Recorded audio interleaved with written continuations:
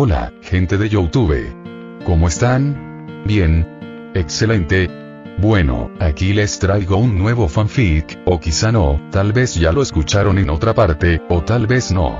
El link del fanfic estará en la descripción, así que vayan y apoyen al creador para que se anime a sacar más capítulos. Bueno, ya los dejo con el fanfic. Así que nos vemos en el próximo video, cuídense mucho y que Dios los bendiga con mucho dinero. Y si no quieren dinero, entonces con muchos bebés. Capítulo 59. El mal día de Kaido. Charlotte Lindley y Edward Neugate se quedaron paralizados por un instante, y luego se volvieron para mirar a Kaido con expresiones extrañas, como si estuvieran contemplando a un completo idiota. HMPH. Lo sabía. No importa la batalla, nunca está completa sin ti, maniático enloquecido por la guerra. Sengoku observó cómo el dragón azul volaba hacia ellos. No le sorprendió en absoluto. Con un fuerte zumbido, su cuerpo volvió a irradiar luz dorada y se transformó en un enorme Buda dorado. Abrió de golpe su enorme palma derecha y la estrelló contra el suelo. En un instante, una tremenda onda expansiva surgió, impulsando una poderosa ráfaga de aire con una fuerza abrumadora. Por su parte, Kaido abrió sus fauces de dragón y lanzó enormes cuchillas de viento directamente contra la onda expansiva de color dorado pálido que se aproximaba. ¡Bum! Cuando las dos fuerzas chocaron, la primera fue completamente superada y se hizo añicos una tras otra, impactando violentamente contra el cuerpo del dragón azul, haciéndolo retroceder tambaleándose mientras gritaba de dolor. ¡Qué lástima! Con ese nivel de poder, no estás capacitado para comportarte con arrogancia delante de mí. De repente, el Buda dorado desapareció del buque de guerra y, en un abrir y cerrar de ojos, reapareció en lo alto del cielo, justo encima del dragón azul. ¡Bum! Esta vez, en lugar de golpear con la palma de la mano, el Buda dorado estrelló un puño dorado directamente contra el cráneo del dragón. Con un estruendo ensordecedor, Kaido quedó casi inconsciente y se precipitó violentamente al océano. Kaido, transformado en dragón azul, desplegó Haki de armamento sobre su cuerpo, repeliendo el agua a su alrededor. Luego, girando su largo cuerpo serpentino, comenzó a girar rápidamente en círculos como una peonza. Al instante, se formó un enorme y violento remolino de agua, agitando grandes volúmenes de mar. Aprovechando el ojo de la tormenta, se elevó hacia el cielo. ¡Bum! Pero tan rápido como se había formado, el remolino de agua fue destrozado por una sola onda expansiva provocada por el golpe casual de la palma del Buda dorado. Lin Barba Blanca. Al ver a ese colosal Buda dorado abalanzarse sobre él una vez más como un arate imparable, el corazón de Kaido se encogió. Instintivamente, dirigió su mirada hacia los otros dos aliados. En su opinión, esta gran batalla naval debía ser una alianza a tres bandas. Big Mom y Barba Blanca como fuerza principal, mientras que él desempeñaba un papel de apoyo desde los flancos. Anteriormente, al verlos a ambos entrar en acción, se lanzó con entusiasmo en su estado de embriaguez, con la esperanza de atacar por el centro mientras los otros dos lanzaban un ataque en pinza desde el exterior. Pero él y Sengoku llevaban luchando tanto tiempo, ¿por qué no había habido ningún movimiento por su parte? Ustedes dos. Mientras Kaido recorría con la mirada el campo de batalla, se quedó atónito al descubrir que la reina Mama Chanter y el Moby Dick se marchaban. La visión casi hizo que sus ojos de dragón se salieran de sus órbitas. En cuanto a Barba Blanca, sentía que ya había obtenido la respuesta que necesitaba.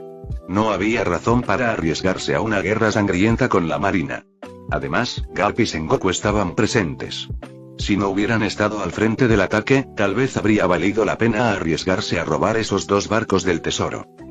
En cuanto a Charlotte Lindley, no tenía el menor interés en los tesoros. No se pueden comer, así que ¿qué sentido tiene guardarlos?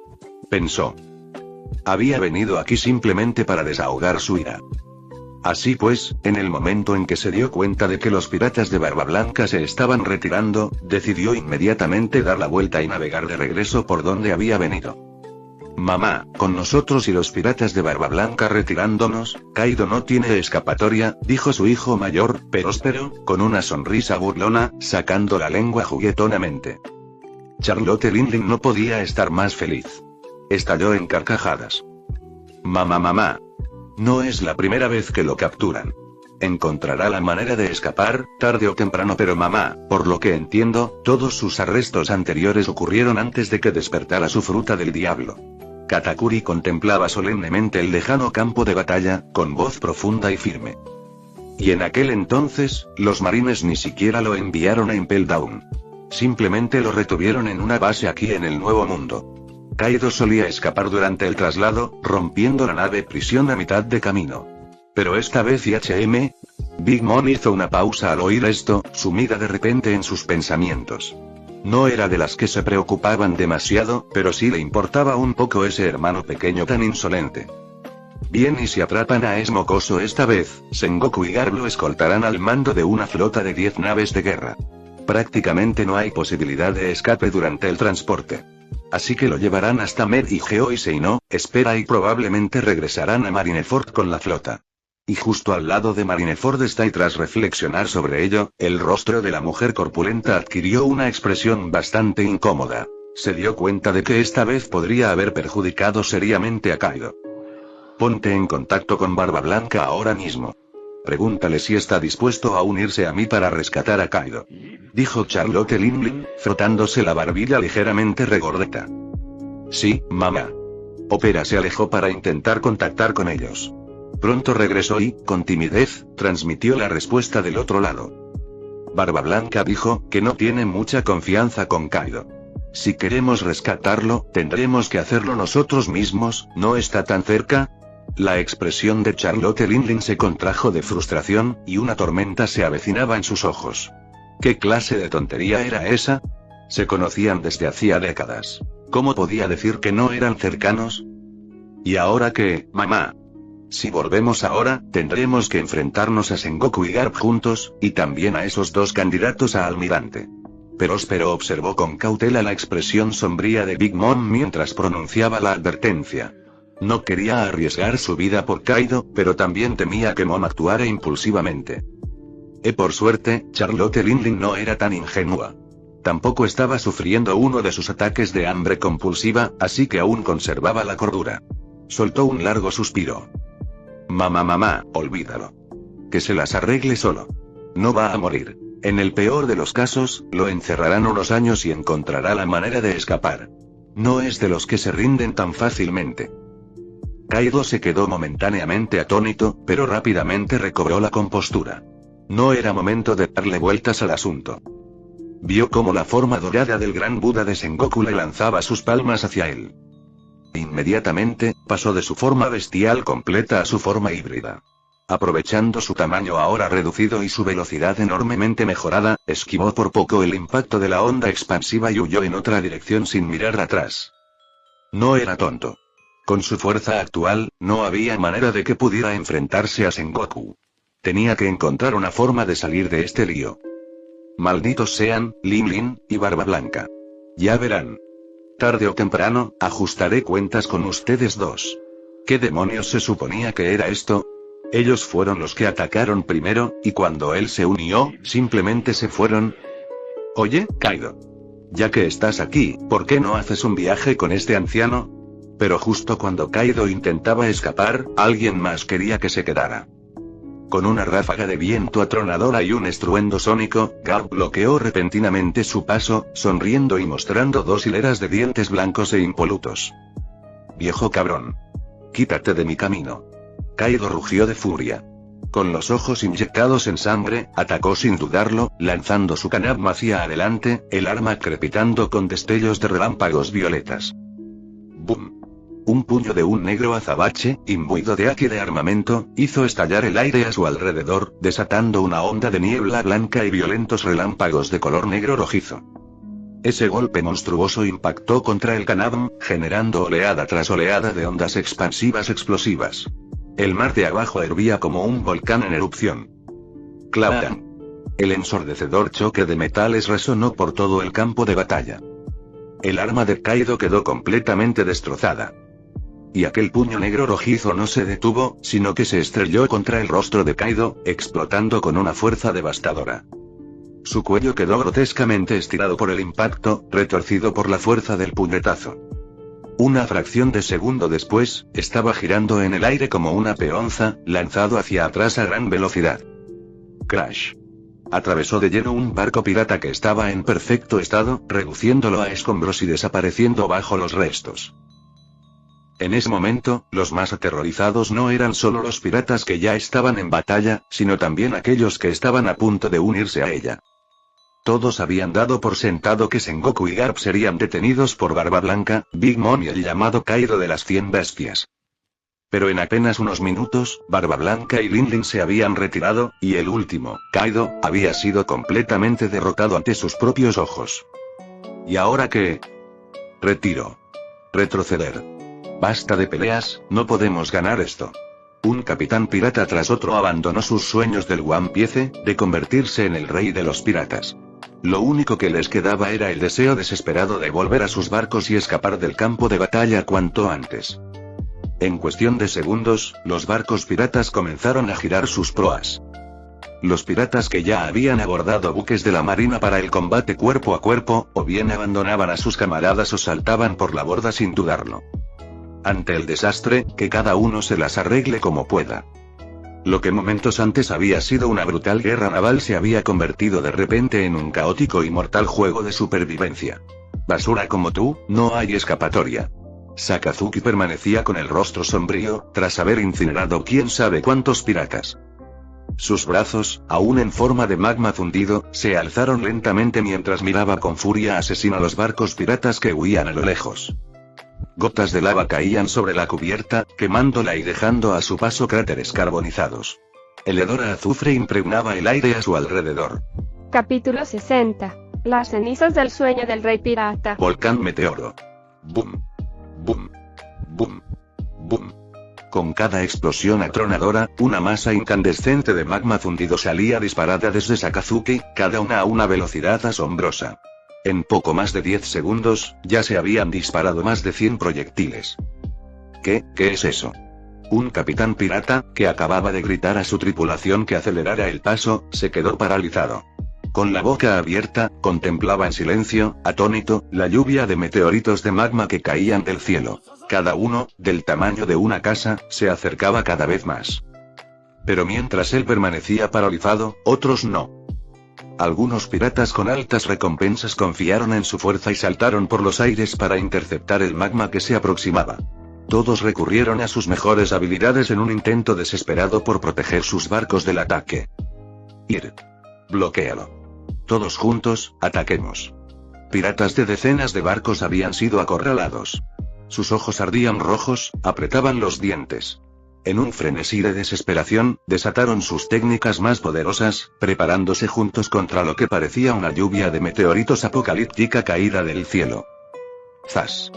Pero alguien parecía creer que aún no había experimentado la verdadera desesperación. Borsalino se dispersó repentinamente en partículas de luz y, en un instante, reapareció a más de 100 metros de altura. Volvía a estar radiante. De él emanaban destellos dorados en forma de rombo. Al instante siguiente, una cantidad abrumadora de rayos láser, más densos incluso que los del volcán Meteor, cayeron sobre una vasta extensión de mar. Las llamas rugían, las ilusiones se desvanecían. Enormes orbes de magma que caían del cielo, acompañados de una lluvia devastadora de disparos láser, formaron la red de poderío bélico más aterradora que el mundo jamás había visto. ¡Guau! Al presenciar semejante espectáculo horripilante e impresionante, los millones de personas que observaban las pantallas de proyección en todo el mundo estallaron en el caos. Especialmente en la isla de los hombres pez, tanto los hombres pez como las sirenas habían caído en un silencio absoluto. En ese instante, cualquier rastro de arrogancia que alguna vez hubieran albergado hacia la fuerza de los humanos quedó completamente destrozado, reducido a polvo por las fuerzas gemelas del magma y la luz. Tenían miedo. El prestigio del gobierno mundial y de los marines crecía ahora de forma incontrolable en los corazones de todos los pueblos. Una vez que los meteoritos de magma y los destellos cegadores se hubieron asentado, y el mar atormentado finalmente comenzó a calmarse, la gente empezó a darse cuenta de que apenas quedaban barcos piratas en el agua. Aparte de aquellos que se encontraban demasiado cerca de los buques de guerra de la infantería de marina para escapar a tiempo, el resto había quedado reducido a restos en llamas y destrozados. Trozos flotantes de madera carbonizada que se desplazaban lentamente con la marea. El campo de batalla había sido despejado. Roar. Justo cuando todos se dejaban llevar por el repentino silencio, el rugido penetrante y lastimero de un dragón rompió la quietud y atrajo miles de miradas una vez más. Kaido se había transformado de nuevo, elevándose hacia el cielo como un enorme dragón divino azul. Pero era obvio para todos que ya no tenía escapatoria. Aquel gran Buda dorado, revestido con el manto de la justicia, y el vicealmirante Garp uno arriba, otro abajo habían bloqueado todas las vías de escape. A menos que lograra abrirse paso por al menos una de ellas, su destino estaba sellado. Y Kaido también lo sabía. Era plenamente consciente de que ese era su final. Pero aún así, se negó a dejar que los marines salieran ilesos. Pagarían las consecuencias. Él se aseguraría de ello. Sus ojos se fijaron en los dos enormes buques de carga que transportaban el One Piece. Entonces, con sangre brotando de su boca, el dragón abrió sus fauces y comenzó a acumular una llama cegadora en su interior. ¡Boom! Un poderoso aliento de dragón brotó de sus fauces. Un torrente cilíndrico de llamas ardientes surgió, vaporizando instantáneamente la atmósfera circundante hasta convertirla en una espesa niebla blanca bajo su intenso calor. Se dirigió directamente hacia el carguero que se encontraba en el centro de la flota. ¿Dijiste que querías protegerlos? Pues los destruiré. Los ojos de dragón de Kaido ardían con furia mientras miraba con los ojos muy abiertos, esperando una explosión masiva que enviara todo el tesoro al fondo del mar. Quería ver los rostros de Garp y Sengoku contraídos por la sorpresa y la furia. Pero Kaido no se percató de nada. Ni Garp ni Sengoku hicieron el más mínimo intento de interceptarlos. Ni siquiera se inmutaron. En cambio, siguieron adelante con los puños cerrados y las palmas en alto, atacando sin dudarlo. En ese instante, uno de los grandes buques de carga surgió repentinamente con un resplandor carmesí. El agua de mar a su alrededor se tornó rápidamente de un rojo sangre, visible incluso a simple vista. Justo cuando el torrente de llamas se precipitaba hacia abajo, una ola de agua de mar carmesí se elevó, formando un enorme cuenco rojo sangre que envolvió a los dos buques de carga y chocó de frente con la abrasadora columna de fuego. ¡Bum! El aliento y el escudo de sangre se enfrentaron en una feroz batalla en el aire. El primero abrasaba la sangre con su calor intenso, produciendo densas nubes de vapor carmesí maloliente, mientras que el segundo se nutría sin cesar del vasto océano, reponiendo el grosor y la integridad del escudo a cada segundo. ¿Cómo es posible? Kaido estaba completamente estupefacto. No esperaba que otro experto tan poderoso se escondiera entre los marines. Se le encogió el corazón. Mientras tanto, Charlotte Linlin esbozó una leve sonrisa mientras observaba la proyección, secretamente aliviada de no haber regresado para salvar a nadie. De lo contrario, habría terminado en Impel Down junto a Kaido. Mamá, ese poder parece un despertar de paramecia, pero no he oído hablar de ningún usuario fuerte de paramecia en la marina. Lo que sucedió a continuación era totalmente previsible. Ante los ojos de decenas de miles de espectadores, Kaido fue derrotado por una temible combinación de Sengoku y Garp. ¡Ya! Sus aullidos de angustia resonaban sin cesar. El poderoso capitán de los piratas bestia, una fuerza de renombre mundial, se encontraba ahora en un estado tan lamentable. De vuelta en Onigashima, el rey, la reina y los demás se quedaron paralizados por la sorpresa al presenciar la escena. Permanecieron allí inmóviles, sin saber qué hacer ni qué decir. Kaido había perdido batallas antes, claro, pero esas no habían sido transmitidas a todo el mundo. ¿Deberíamos ir a ayudar al capitán?, preguntó tímidamente un usuario de fruta del diablo tipo Zoan que vestía una chaqueta de cuero. Pero todos los miembros de la tripulación bajaron la cabeza en silencio, estudiando intensamente los dibujos de sus zapatos. ¿Ir a salvarlo? Con Sengoku y Garp allí, además de ese misterioso poderoso paramecia, ¿cómo demonios iban a hacer eso? ¿Qué iban a decir? En ese momento, Kim, el segundo al mando, finalmente tomó la palabra. ¿Los habitantes de la isla también están viendo esta transmisión en directo? Quinn dio una profunda calada a su cigarrillo y respondió con voz grave. No. Este país está prácticamente aislado del mundo exterior. Ni siquiera Niusko puede entrar. Somos los únicos que nos molestamos en prestar atención a lo que sucede ahí fuera. Bien. Kim dio un paso al frente, su mirada gélida recorrió a la tripulación reunida. Habló con frialdad. A partir de ahora, nadie debe hablar de este incidente. Y nadie tiene permitido filtrar nada. Si escucho siquiera un susurro, no me culpen por ser implacable. ¿Entendido? Sí, entendido. Alto y claro. Todos los usuarios de frutas del diablo tipo Zoan asintieron con vehemencia, apresurándose a cumplir sus promesas. Nadie se atrevió a desafiar la orden del rey. ¿Y ahora qué hacemos?, preguntó Quinn, exhalando una bocanada de humo blanco. Esperamos. Quinn se acercó y aplastó al pobre Denden Musi en su mano. Kaido encontrará la manera de escapar. Solo tenemos que esperar el regreso del capitán. Hasta entonces, aislaremos Wano aún más que antes. Ningún contacto con el mundo exterior, punto. Asegúrense, sobre todo, de que Mzukyoden no se entere de esto. Si lo descubre, estamos todos muertos. Mientras hablaba, dirigió su mirada hacia el país de Wano. Los demás se tensaron al oír esas palabras. Comprendieron al instante lo vital que era el secreto. Oden podría estar bailando desnudo como un tonto, pero su fuerza no era ninguna broma. Ni siquiera el rey y la reina se unirían para hacerle frente. Por parte de la armada, Kaido ya había sido esposado con grilletes de piedra marina y grilletes en los tobillos, y ahora se encontraba encerrado en la celda de un buque militar. Garp estaba sentado afuera en una silla, comiendo senbei mientras leía el periódico.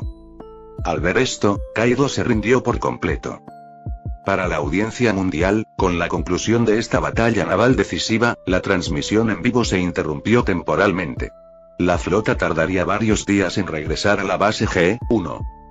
Sin embargo, un funcionario del Ministerio de Información Pública aseguró al público que se realizaría otra transmisión mundial en directo cuando llegara el momento, para que todos pudieran presenciar el transporte de los cofres del tesoro a la Santa Tierra de María Geoise, donde todo el tesoro sería apilado para ser visto por el público, como prueba de que el legendario tesoro del rey pirata, One Piece, había caído realmente en manos del gobierno mundial.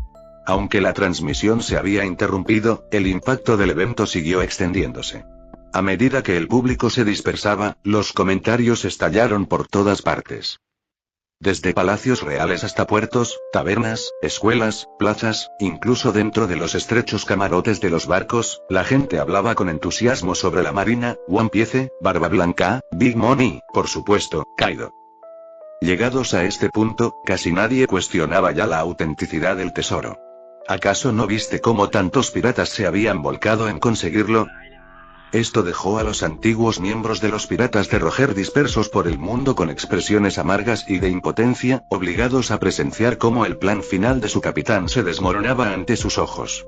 Uno a uno, inclinaron la cabeza hacia atrás y se bebieron el licor dorado de un solo trago. En verdad, y ahogar las penas solo las empeora. Capítulo 61. Espadas y multiversos. Tierra Santa María Geoise.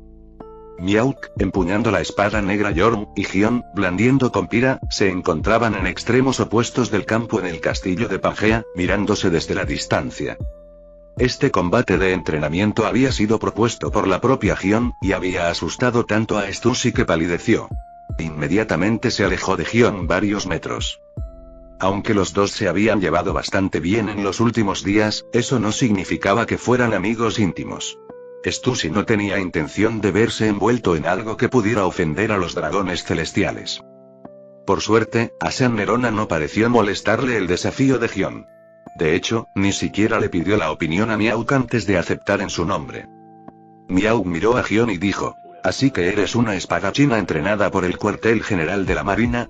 Nunca me he enfrentado a una de esas. Ven, enséñame de lo que eres capaz». Fuera del campo, la mirada curiosa de Stussy iba de un lado a otro entre Gion y Miauk. En CP9 apenas había espadachines. Al fin y al cabo, se especializaban en el asesinato. Llevar una espada larga sería demasiado engorroso. Imu se recostó en su silla. Esperaba a que comenzara el enfrentamiento. Como fanático acérrimo de la serie One Piece, nada lo deleitaba más que presenciar escenas que nunca aparecieron en la historia original. Cuando la tensión en el campo alcanzó su punto máximo, la expresión de Gion se agudizó repentinamente, y su cuerpo irradió un aura cortante, informe pero innegablemente presente. Sin previo aviso, Compira tembló entre sus brazos mientras se abalanzaba hacia adelante. Miauk permaneció impasible ante el golpe mortal, con el rostro sereno bajo la presión. Su gran espada negra, Yorm, se balanceó en diagonal. Con un claro estruendo metálico, bloqueó sin esfuerzo el ataque de Compira y la hizo retroceder con fuerza bruta. Sin movimientos ostentosos, contraatacó de inmediato con un golpe certero que amenazaba con partir en dos a la hermosa mujer de largas piernas. Con un movimiento rápido del pie, Gion se desvaneció en un instante, dejando solo una imagen residual. Un instante después, reapareció tras Miauk. Pero justo cuando bajaba su espada, la empuñadura de Yoru interceptó su golpe. Miauk había anticipado el movimiento. El calentamiento ha terminado. Tengan cuidado. La silenciosa advertencia de Miauk le heló la sangre a Gion. Todo su cuerpo se tensó. Podía sentir el cambio en su aura. Se había vuelto abrumadora, opresiva. Ahora, con seriedad, Miauk agarró al enorme Yoru, giró y blandió su arco. El aire se rasgó con la fuerza de su tajo, desatando una ráfaga de corrientes de viento afiladas como cuchillas que aullaban como una tempestad. Ante semejante ataque feroz, Gion no se inmutó. Al contrario, su entusiasmo se disparó. Esta era la oponente con la que había soñado enfrentarse. En el instante siguiente, Compira estalló en una tormenta de arcos densos y afilados como navajas, lanzándose de frente contra ese torbellino verde brillante de energía de espada. Innumerables arcos de hoja giraban como hojas que caían, cada uno afilado con intención letal. Era como un río de luz plateada que avanzaba con un ímpetu imparable. Los dos chocaban una y otra vez, golpes que colisionaban y se hacían añicos en una danza implacable. Fue una contienda pura de fuerza, velocidad, reflejos y esgrima en un espacio limitado. Sin embargo, con su aguda vista, Inu pudo verlo claramente. A este nivel de intensidad y constante intercambio de golpes, Gion no podría resistir mucho más. Su espada carecía de garra. Y, comparada con Miauk, claramente le faltaba experiencia en combate. En cuanto a fuerza bruta, velocidad y reflejos, se quedaba atrás en todos los aspectos. Las pupilas de Inu penetraron fácilmente las capas de la deslumbrante luz de la espada para estudiar a Gion, apretando los dientes y luchando con uñas y dientes para mantenerse en la pelea. Pero Gion no le interesaba en absoluto. No cumplía con sus expectativas para formar parte de su futuro harén. Con su identidad, estatus y poder actuales, no podía permitirse el lujo de elegir a cualquiera. Aunque solo habían transcurrido poco más de 2 años desde su reencarnación en este cuerpo, había heredado todos sus recuerdos y poderes. Por ello, sentía un vínculo con Miauk, a quien había visto crecer mucho más profundo que cualquier conexión ordinaria. Aproximadamente 1 hora después, con un último estruendo metálico, la tormenta de luz de espada finalmente amainó. Una larga hoja giró en el aire y aterrizó fuera del campo, clavándose en el césped de esmeralda. Era Compira. Gion jadeaba con dificultad, empapada en sudor.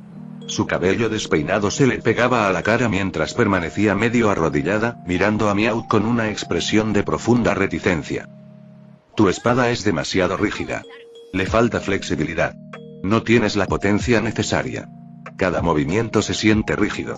Y lo que es más importante, aunque has dado el primer paso en el arte de la espada, es evidente que no sabes qué hacer a continuación. A tu espada le falta convicción. Y por lo tanto, tu Aki tampoco te servirá de mucho. Miauk, siempre impasible, le señaló sus defectos uno por uno. Su tono era serio, su crítica mordaz e implacable. Ya basta, Miauk. Ven conmigo. Inu se puso de pie. Luego se dio la vuelta y caminó lentamente hacia las profundidades del castillo de Pangea. Detrás de él, Miauk envainó la espada negra Yoru sobre su espalda y lo siguió, sin prestarle la menor atención a Gion, quien se mordía el labio con una mirada desafiante. Al ver esto, Stussy, que se había adelantado para ayudar a Gion a levantarse, no pudo evitar murmurar para sí mismo. ¡Qué pedazo de hierro despiadado! Despejen la zona durante 1 hora. De vuelta en su sala de entrenamiento, Inu dio instrucciones a la criada que hacía guardia. Sí, señor. La criada hizo una reverencia respetuosa y rápidamente condujo a los demás lejos. Miauk entró en silencio tras él. Su sexto sentido le susurraba. Algo importante estaba a punto de suceder. Este sitio servirá. Los dos se detuvieron cerca del piano. Miauk no dijo nada, simplemente se quedó inmóvil. Esa era su manera de ser, y era una cualidad que Inu apreciaba especialmente. Al instante siguiente, Inu activó el mapa estelar, colocando la primera puerta dimensional pequeña, activada aleatoriamente, a unos 5 metros frente a ellos. Esto es lo que quería mostrarte. Una puerta de entrada a otro mundo. Ante esas palabras, las pupilas de Miauk se estremecieron. Una hora después, el portal dimensional desapareció. Al observar la silueta desconcertada de Miau mientras se alejaba, Imu esbozó una sonrisa de satisfacción. Pero casi de inmediato, instintivamente se contuvo y recuperó su habitual expresión tranquila e indiferente. Parece que esa explicación funcionó bastante bien. La razón por la que trajo a Miauk aquí para presenciar la puerta dimensional era doble. Primero, Miauk se lo merecía. Después de todo, él era uno de los candidatos elegidos personalmente por Imu, ya fuera para liderar a los caballeros de los dioses o para reemplazar a uno de los 5 ancianos. Naturalmente, podría ser uno de los primeros en enterarse de la puerta dimensional. En segundo lugar, Imu quería poner a prueba la frase que había preparado cuidadosamente. Probarla primero con Miauk. Más tarde esa noche, planeaba convocar a los 5 ancianos y comenzar a revelarles la existencia de la puerta. Y a partir de ahí, Zipperpol comenzaría a seleccionar la primera oleada de agentes de inteligencia que entrarían por la puerta inicial. Originalmente, Imu tenía la intención de esperar a que concluyera la cumbre mundial actual antes de plantear este asunto a los 5 ancianos. Pero cuanto más se demoraba, más crecía su curiosidad. ¿Era peligroso? Quizás. Pero ¿por qué no enviar primero a algunos agentes de protección infantil para que lo inspeccionaran? Además, seguía sintiendo una extraña atracción, algo parecido al destino, que lo impulsaba a avanzar, a alcanzar el mar de estrellas y dar ese primer paso en el camino hacia un gobierno mundial multiversal. En ese caso hay que empiece. En otro lugar, Miauk salió del castillo de Pangea, aunque su mente estaba abrumada por pensamientos. Justo afuera, se encontró con Gion, quien claramente lo estaba esperando. Se detuvo y la miró con calma, su mirada serena preguntándole en silencio qué quería. Quiero convertirme en la mejor espadachina del mundo. Por favor, enséñame. Gion hizo una profunda reverencia, con la mirada fija. Miau respondió secamente. Ni siquiera soy un gran espadachín. Te has equivocado de persona. Lo que no dijo en voz alta fue que ya estaba de camino de vuelta a Mer y Geoise, buscando a Lorimu con la esperanza de alcanzar el nivel de un verdadero gran espadachín. ¿Cómo iba a tener tiempo para entrenar a una mujer a la que apenas conocía? Además, ser el más fuerte en un solo mundo ya no le interesaba. Si aspiraba a la grandeza, lo haría como el mejor espadachín de todos los mundos. Ya veo. Entonces, por favor, entrena conmigo una vez a la semana, solo una vez. Te lo ruego. Aún inclinada hacia adelante, Gion formuló su súplica con total seriedad. Miau la miró en silencio por un instante. Entonces, sin decir palabra, pasó de nuevo junto a ella, pero al alejarse, le dejó una breve respuesta que le hizo dar un vuelco al corazón. Las 6 de la mañana. 1 hora. Muchas gracias. Gion se enderezó, apretando los puños con fuerza, con los ojos llameantes mientras veía cómo la espalda de Miauk se alejaba en la distancia. Me haré más fuerte, se prometió a sí misma. Y un día te derrotaré. Oculto entre las sombras, Stussy presenció en silencio todo el intercambio. Ella negó levemente con la cabeza, sin comprenderlo. Y en su interior, se hizo la misma pregunta. ¿Qué es lo que realmente quiero hacer? A altas horas de la noche, justo antes de la medianoche. Eso es suficiente por hoy. Dentro de la sala de entrenamiento, Imu dejó una espada completamente insignificante. Frente a él, Miau permanecía pálido y empapado en sudor, luchando por respirar, apoyándose pesadamente en la espada negra Yoru solo para no desplomarse. Alzó sus ojos cansados y borrosos y observó en silencio cómo Imu se alejaba. Podía intuir a dónde se dirigía Imu ahora. A reunirse con los 5 ancianos. Lo más probable es que hablemos de la puerta dimensional. Desafortunadamente, Miauk sabía que no iría a otro mundo en un futuro próximo. Por la tarde, había expresado su deseo de formar parte del primer equipo de exploración, pero Imu había rechazado la idea rotundamente. Aunque Imu no había dado muchas explicaciones, Miauk entendió que era por preocupación por él. Después de todo, la seguridad de ese grupo inicial era completamente desconocida. Debo alcanzar el nivel de gran espadachín lo antes posible. Tal como dijo Lorimu, en otros mundos seguramente existen genios de la espada inimaginables. Todavía estoy lejos de eso. Capítulo 62. Conquista sin fin. Saludos, señor Imu. los 5 hombres que exteriormente ostentaban la máxima autoridad del mundo se arrodillaron al unísono sobre el frío suelo del gran salón, ofreciendo su suprema reverencia a la figura distante sentada en el trono vacío. Cuando el silencio se apoderó del lugar, la voz de Imu, fría como un vendaval invernal, llegó a los oídos de los 5 ancianos. La Grand Line. Un océano donde el geomagnetismo, los fenómenos celestes, las corrientes oceánicas y los flujos de aire reinan en un caos absoluto. Donde las técnicas de navegación convencionales y la experiencia marítima resultan inútiles. Un mar donde las personas no pueden determinar su posición ni su rumbo, y están constantemente amenazadas por desastres naturales y gigantescas bestias marinas. Los 5 ancianos escucharon en silencio. Si Lord Imu hablaba de esto, solo podía significar que tenía un significado más profundo.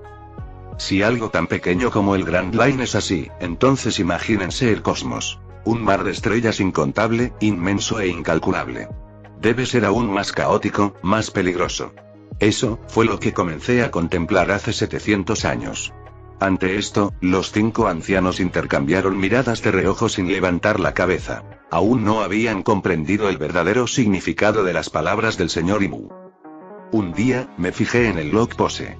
Puede registrar los campos magnéticos entre islas, guiando al usuario hacia la siguiente isla. Entonces, ¿podría haber también campos magnéticos invisibles entre las estrellas? Los 5 hombres se estremecieron ligeramente en el sitio. Sonaba totalmente imposible, pero la idea era inquietantemente provocadora.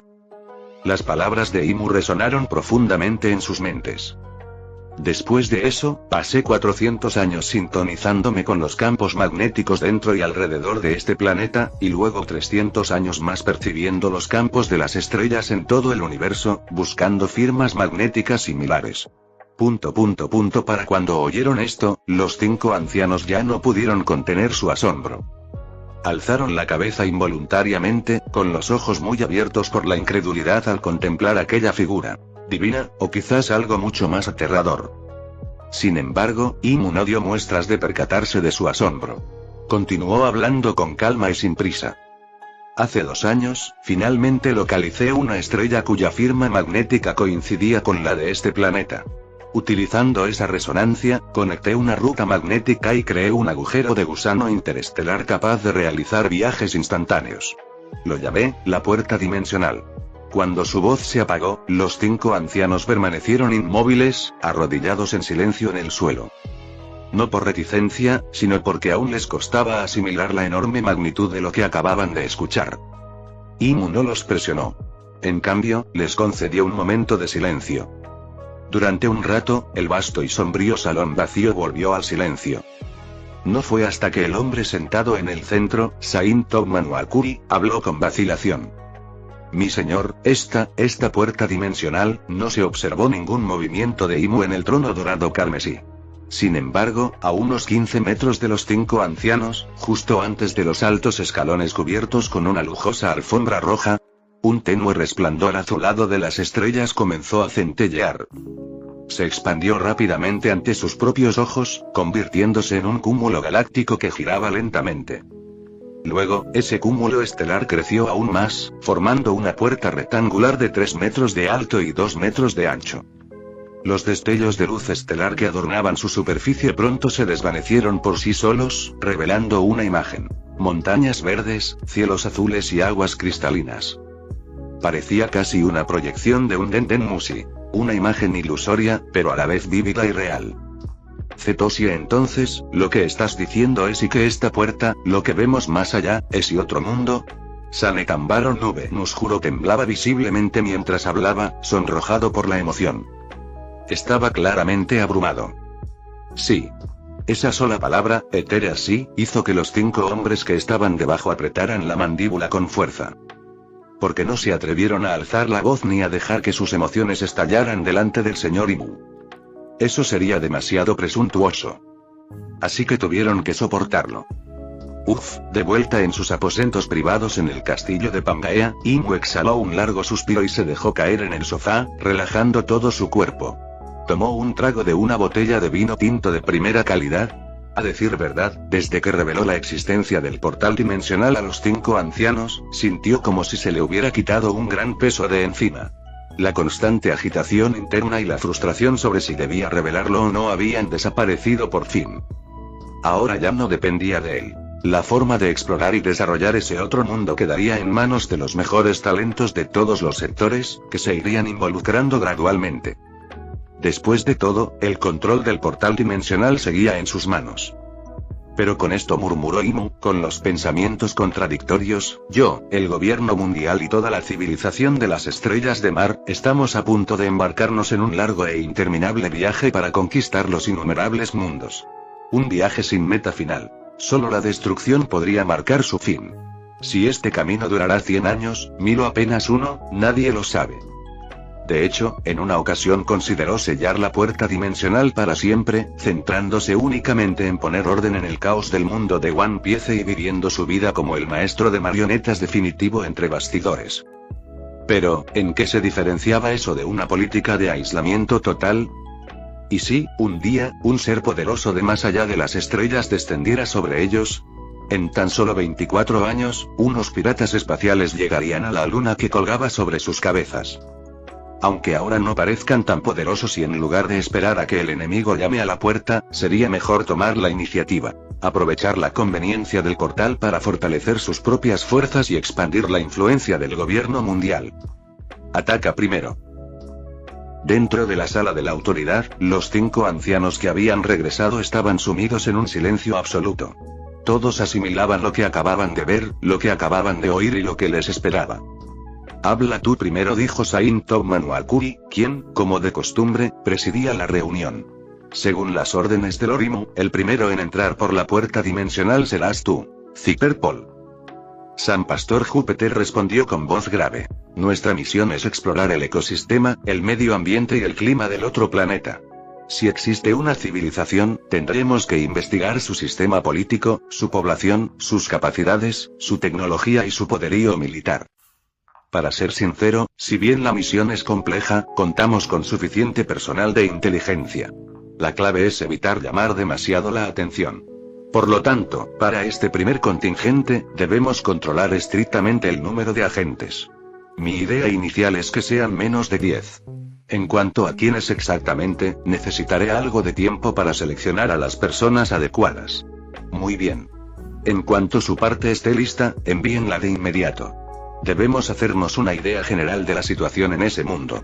El comandante Walkuri asintió, luego se giró para mirar a Saint Tambaron Nube Nushuro y preguntó. Según la directiva divina del señor Imu, todas las futuras operaciones militares en otros mundos se centrarán gradualmente en las fuerzas terrestres.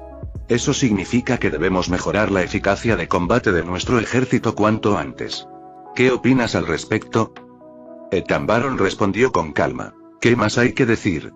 Simplemente seguimos las órdenes del señor Imu. No veo ningún problema. Lo único que este anciano debe hacer es asegurarse de que las tropas estén debidamente reequipadas. Solo hay que garantizar que el Consejo de Asuntos Internos apruebe la documentación rápidamente para que podamos realizar los pedidos y enviar los materiales a las fábricas. Según las instrucciones de Imu, los fusiles de chispa que utiliza actualmente el ejército equipo estándar de las unidades de retaguardia serían reemplazados por completo por fusiles automáticos del Nord Blue, además de la incorporación de tanques y otros vehículos blindados. Si querían seguir adelante con esto, las fábricas militares tendrían que empezar a producir las nuevas armas. Pero para adquirir los materiales necesarios para la producción, primero necesitarían la aprobación del Consejo de Asuntos Internos. Por supuesto, también podrían comprar armas ya fabricadas directamente de varias islas y naciones del Norte Azul, pero incluso en ese caso, se requeriría la aprobación del Consejo antes de que se pudieran gastar fondos militares. Aunque esto pueda parecer redundante, fue una medida políticamente necesaria. Una forma de justicia procesal. No me creerás que no te has dado cuenta. Es evidente que el Orimu está utilizando al ejército para equilibrar la armada, dijo Saint Manwakuri con una amplia sonrisa. Saint Tambaron Nube Nushuro se burló. HMPH. No creo que el Orimu se equivoque. Los mundos que encontraremos no se parecerán necesariamente al nuestro, donde el 90% de la superficie es océano. En esos lugares, el combate terrestre obviamente recaerá en el ejército. ¿Acaso se supone que la armada debe atacar a bordo de acorazados? En efecto, murmuró pensativo San Marcos Marte. Tengo la sensación de que, con el tiempo, el ejército adquirirá aún más importancia. Mientras tanto, la armada podría acabar permaneciendo en casa la mayor parte del tiempo. Precisamente por eso Lorimu mencionó la posibilidad de transferir al ejército a los oficiales de la armada aptos para la guerra terrestre. Jeje, antes nos preocupaba el dominio que había alcanzado la armada, pero ahora todo está encajando. La sabiduría del señor Imu está mucho más allá de nuestro alcance. Simplemente seguimos su ejemplo, dijo Ethan Baron con su habitual fanatismo inquebrantable. El mundo más allá del portal dimensional puede ser crucial, pero aún tenemos muchos problemas que resolver en casa. La esclavitud, la piratería, el tributo celestial. Lorimu también considera todos estos asuntos prioritarios. Debemos solucionarlos cuanto antes. No podemos permitir que se conviertan en obstáculos para nuestra conquista de las estrellas. Esa declaración final de Todd Manuakuri fue recibida con la aprobación unánime de los otros 4 ancianos presentes. Cualquier duda que pudieran haber tenido sobre los cambios había desaparecido. Ahora que conocían la puerta dimensional y el multiverso, no había lugar para la vacilación. Si iban a atacar hacia afuera, primero tenían que asegurar su retaguardia. El problema de la esclavitud puede empezar a resolverse después de la próxima cumbre mundial, dijo Saint J. García Saturn. Pero la reforma del sistema del tributo celestial tendrá que esperar a la próxima cumbre, dentro de 4 años. No podemos permitirnos retrasar la entrada a la puerta hasta entonces. Y luego están los piratas, que siguen siendo un gran problema. Luego limpiaremos nuestro propio desastre mientras exploramos el primer mundo alienígena, dijo Ethan Baron V. Nos juró con frialdad. Si ese mundo resulta demasiado peligroso, sacrificaremos a un grupo de agentes de CP. ¿Acaso Lorimu no lo dijo él mismo? Tiene control absoluto sobre el portal. Puede cerrarse en cualquier momento. Sus palabras fueron duras, pero San Pastor Júpiter asintió con la cabeza en señal de acuerdo. Para ellos, Cyberpol, la Marina, no eran más que herramientas. Todo servía para preservar el dominio eterno de los dragones celestiales. Fin del capítulo 62.